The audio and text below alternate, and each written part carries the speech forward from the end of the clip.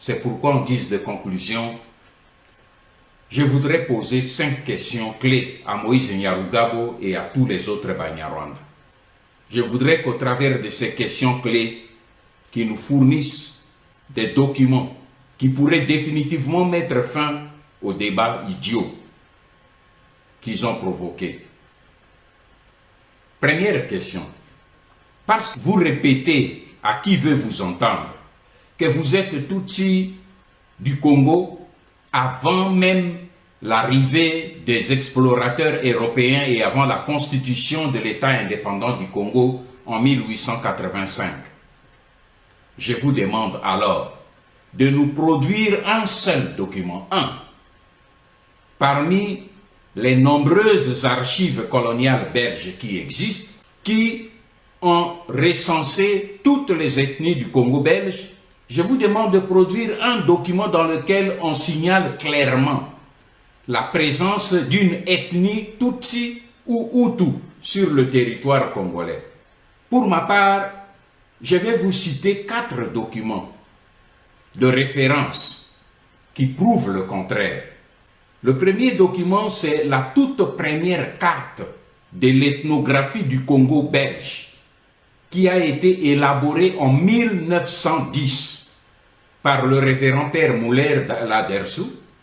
Cette carte ne signale nulle part les ethnies Hutu ou Tutsi. Deuxième document, c'est le document produit par l'archiviste belge Van der Hoed, qui a publié dans une édition de 1939 des documents relatifs à l'ancien Kivu de 1870 à 1918. Ces documents reprennent toutes les 16 tribus de l'ancien Kivu. Baolo-Olo, Balembe, Baande, Bagoma, Babwari, Babove, Babembe, Bavira, Bafuliro, Bashi, Bauvu, Baounde, Wanyanga, Bashu, Baswaga et Bahama. Et comme vous pouvez le constater, il n'y a pas dans cette liste ni la tribu Tutsi, ni la tribu Hutu. Troisième document, c'est celui de Gaston Derinderen, professeur à l'Institut universitaire des territoires d'outre-mer. Il a publié l'Atlas du Congo belge et du Rwanda-Urundi. Cette carte a situé toutes les limites de toutes les ethnies du Congo belge. Là aussi, les ethnies Tutsi et Hutu n'y figurent pas. Et quatrième document, c'est la même carte du professeur Gaston Derinderen qui a été corrigée et publiée par le vice-gouverneur du Congo belge, Gaston Heinen. Cette carte ne reprend pas non plus les tribus Tutsi et Hutu. Alors, je demande alors à Moïse Nyarugabo et à Azarias Rubera de nous produire un seul document d'archives ou d'histoire où on a recensé les tribus Tutsi et Hutu au Congo avant ou pendant l'époque coloniale. Ma deuxième question, pourquoi vous réclamez-vous originaire du Congo, en même temps vous vous accrochez à la nationalité collective que vous avez octroyée l'ordonnance de 1992, initiée par votre frère Tutsi rwandais Barthélemy Bisengimana. Pourquoi cette ordonnance n'a-t-elle concerné que les seuls Banyarwanda et pas les autres ethnies du Congo qui étaient là depuis la création de l'État indépendant du Congo? Ma troisième question, vous prétendez que les Banyamulenge sont sur le territoire congolais avant 1885 et qu'ils parlent le Kinyamulenge.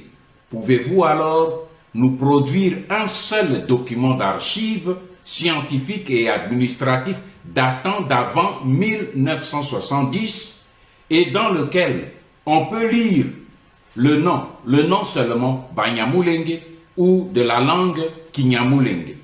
Car nous savons en ce qui nous concerne, nous avons produit des preuves que ce néologisme de Banyamulenge a été inventé par Isaac Frédéric Gisaro Muhoza dans les années 1976.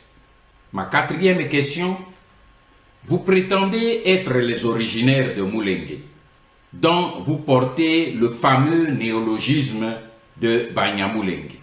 Or, Mulenge se situe au nord, à Uvira. Comment pouvez-vous alors expliquer que vous, les Banyamulenge, vous vous battez aujourd'hui pour réclamer la terre de Minembwe qui est située à plus de 100 km au sud, à Fizi? Expliquez-le nous. Et je termine ma cinquième question en posant deux questions personnelles à M. Moïse Nyarugabo. Première question. Croyez-vous qu'un Congolais d'origine peut fuir son pays pour aller au Rwanda avec les autres Rwandais, comme vous l'avez fait en juillet 1998, alors que la décision d'expulsion ne concernait que les ressortissants rwandais? Pourquoi n'êtes-vous pas resté aux côtés de Laurent Désiré Kabila pour défendre votre territoire national, y compris votre terre de Minembwe? Ma deuxième question, croyez-vous, M. Nyarugabo, qu'un citoyen congolais d'origine peut se livrer au pillage et au vol des archives stratégiques de l'État congolais comportant les secrets de défense et du territoire national au profit d'un État étranger, et cela sur ordre d'un président étranger?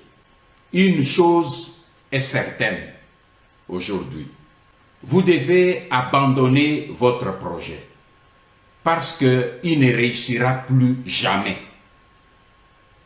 Et vos menaces n'intimideront plus la jeunesse congolaise, désormais debout, pour défendre jusqu'au prix du sang la terre de ses ancêtres. Le glas a sonné pour votre occupation congolaise et le compte à rebours qui a commencé ne s'arrêtera pas avant la victoire. Ingeta.